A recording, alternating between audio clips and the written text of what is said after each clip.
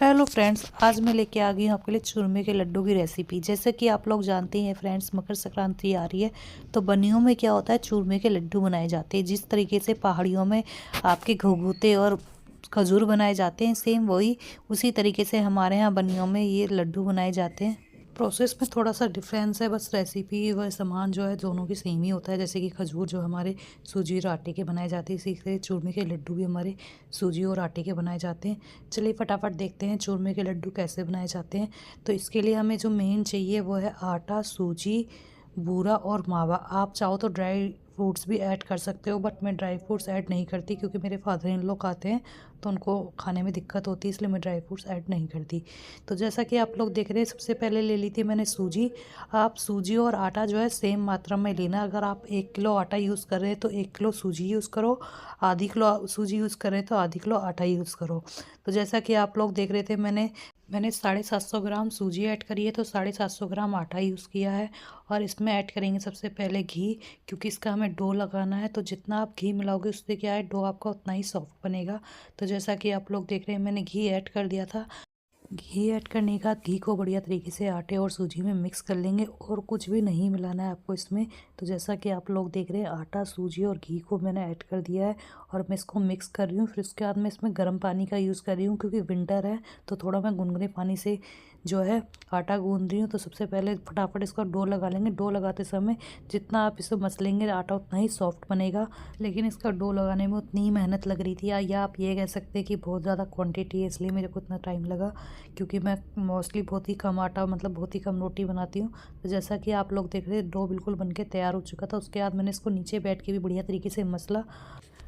तो डो यहाँ मेरा तैयार हो चुका था। इसको थोड़ी देर मैंने रेस्ट करने के लिए छोड़ दिया था। रेस्ट करने के बाद फिर इसके बाद मैंने इसके से बड़े बड़े पेड़े डिवाइड कर लिए थे, क्योंकि मुझे बड़ी बड़ी लोई बनानी थी। क्योंकि यही एक ऐसी चीज़ है जिसमें आप कैसी भी पूरी बेल सकते हैं, कोई दिक्कत नहीं है।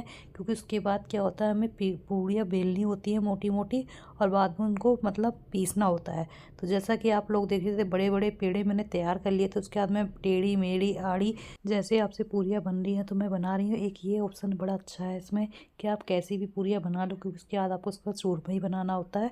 तो जैसा कि आप लोग देख रहे हैं, मैं घी लगा के इसे मोटी मोटी, अब पूरियाँ जो है इसकी मोटी मोटी बनानी है, इसीलिए जो लोई है जो मैंने मोटी मोटी बनाई है, जिससे कि आपकी पूरियाँ बड़ी बड़ी मोटी मोटी बने।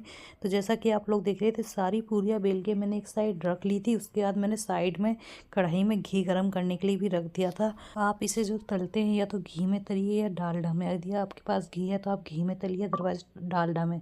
आप सरसों का तेल और रिफाइंड का यूज़ ना करें। तो जैसा कि आप लोग देख रहे थे, घी मेरा बढ़िया तरीके से गर्म हो चुका था। उसके बाद 1 बाय 1 सारी पूरियाँ आप तल लेंगे, जो कि आपने बेल के रख रखी थी। तो पूरियाँ आपको ज़्यादा नहीं पकानी है, बिल्कुल ब्राउन भी नहीं करनी है। तो मैं 1 बाय 1 पूरियाँ सेक रही थी। पूरियों को साइज़ इतना बड़ा है कि मुझे इसमें एक ही एक सेकनी पड़ रही थी, और बीच बीच में पूरियाँ मेरी टूट भी गई थी, क्योंकि मैंने साइज़ बहुत ज़्यादा बड़ा कर रखा है। लेकिन कोई दिक्कत नहीं है, क्योंकि हमें बाद में इन्हें तोड़ना ही होता है, जैसा कि मैंने आप लोगों को बताया। तो इस तरीके से मैं 1 बाय 1 सारी पूरियाँ तल लूँगी। तो पूरियाँ मेरी सारी तल चुकी थी। उसके बाद मैंने एक ले ली थी परात, और परात में मैं इनको तोड़ रही हूँ मोटा मोटा, क्योंकि उसके बाद इसको मिक्सर जार में हम पीस लेंगे। तो जैसा कि आप लोग देख रहे हैं, सारी पूरियाँ मैंने हाथ से तोड़ ली है। तो इस तरीके से क्या होता है, जब आप ये तोड़ रहे हैं ना, तो वो खसखस बनी है, क्योंकि हमारा सूजी और आटा बिल्कुल सेम मात्रा में है। तो इस तरीके से मैंने फटाफट सारी पूरियाँ तोड़ ली थी। उसके बाद मैं मिक्सी जार में इसको पीस ले रही हूँ। आप चाहो तो इमाम दस्ते में भी कूट सकते हो, बट मैं इसे मिक्सर जार में पीस रही हूँ, जैसा कि आप लोग देख रहे हैं।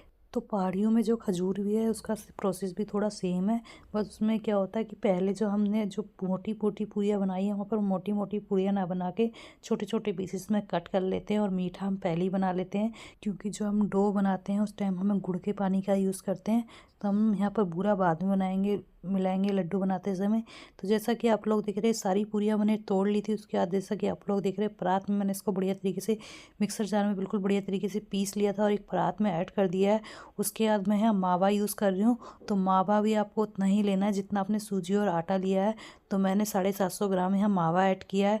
मेरा बेटा मुझे बहुत परेशान कर रहा था, मतलब ये बच्चे ना आपको कुछ भी काम नहीं करने देते, और ये काम भी मैंने अर्ली मॉर्निंग उठ के करा था, बट साथ में ये बच्चे भी उठ गए। तो जैसा कि आप लोग देख रहे हैं, मावा को मैंने बढ़िया तरीके से सूजी और आटे में मिक्स कर लिया था पूरियों के चूरे में। उसके बाद मिक्स करने के बाद फिर हम यहाँ मिलाएंगे मीठा। तो लड्डू को मीठा करने के लिए मैं यहाँ बूरा मिलाऊंगी। तो बूरा आपको इस हिसाब से मिलाना है, मतलब ये हिसाब जो है मेरे पापा ने, फादर इन लॉ ने बता रखा है कि यदि आपका 500 ग्राम सूजी या आटा है तो आप इसमें 300 ग्राम मिलाइए। तो इस तरीके से मेरी सारी क्वांटिटी 1.5 किलो हो गई थी, और मावा भी था तो मैंने 900 ग्राम बूरे का यूज़ किया है। बूरे को भी बढ़िया तरीके से मैं इसमें मिक्स कर लूँगी। यदि आप चाहो तो यहाँ पर ड्राई फ्रूट्स ऐड कर सकते हो, जैसे काजू बादाम जो भी आप खाना चाहते हो, बट मैं ड्राई फ्रूट्स नहीं मिला रही क्योंकि मेरे फादर इन लॉ ज़्यादा पसंद करते हैं इसको। और बाद में फिर इन लड्डू को आप बढ़िया तरीके से आराम से दूध के साथ, चाय के साथ, किसी के साथ भी खा सकते हैं। तो बूरा यहाँ बढ़िया तरीके से मिक्स हो चुका है। उसके बाद बनाएंगे लड्डू। तो लड्डू मैं बना रही थी छोटे छोटे। तो लड्डू मतलब शेप मेरे से बढ़िया नहीं बन रही थी। फिर बाद में मैंने अपने हस्बैंड को बोल दिया था कि लड्डू यार आप ही बनाओ, मेरे से नहीं बन रहे। तो यहाँ तक ये चूरमे के लड्डू का प्रोसेस है। फिर बेटा मेरा फिर आ गया था, मतलब मैं इन बच्चों के साथ बिल्कुल काम नहीं कर पा रही थी, बिल्कुल परेशान कर रखा था। जब मैं लड्डू बना रही थी तो मेरे हस्बैंड ने मेरे बेटे को पकड़ रखा था। फिर उसके बाद वो लड्डू बनाने लगे थे तो मैंने अपने बेटे को पकड़ लिया था। उसके बाद मेरी बेटी यहाँ स्केटिंग शूज़ पहन के बिल्कुल तैयार हो गई थी, बिल्कुल, क्योंकि इसने अभी ऑर्डर करे हैं तो इसको बहुत मतलब एक्साइटमेंट है स्केटिंग शूज़ पहन के चलने का। तो जैसा कि आप लोग देख रहे हैं, ये बिल्कुल प्रॉपर तैयार है। ये भी बता रही है, देखिएगा इस मेरे स्केटिंग शूज़ में पहन चुकी हूँ तो मैं वॉक करने वाली हूँ। तो जैसा कि आप लोग देख रहे हैं, लड्डू है उन्होंने मतलब बहुत बढ़िया सेव कर दी थी, लड्डू बहुत बढ़िया बना दिए थे।